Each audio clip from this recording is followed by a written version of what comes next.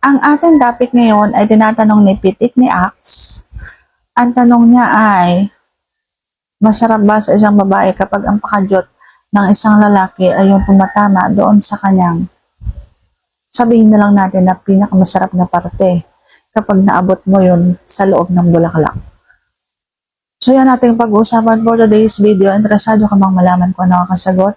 Please keep on watching para babayan. Kung bago ka pa lang sa aking channel, please consider to like this video and subscribe my channel.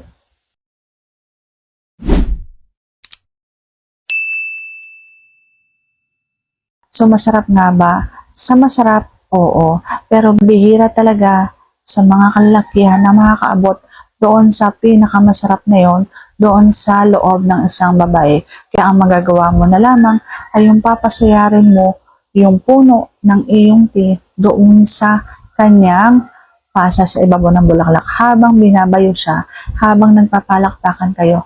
Pasasayarin mo, padadaanin mo, o kaya naman yung paghugot ng iyong tea ay padadaanin mo yung ulo ng iyong tea doon sa pasas niya.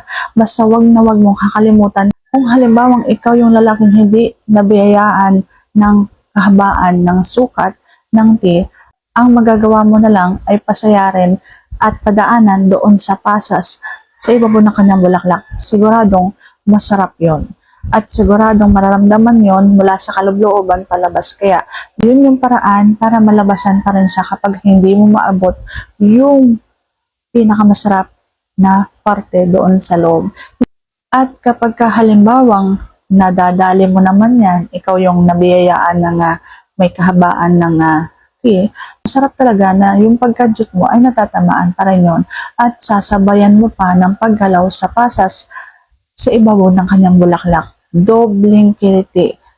Sobrang masarap at mabilis sisirit ang gata ng isang babae. So sana sagot ko ng tamang yung tanong. And if you like this video, please consider to like this video and subscribe my channel. Thank you for watching. See you on my next vlog.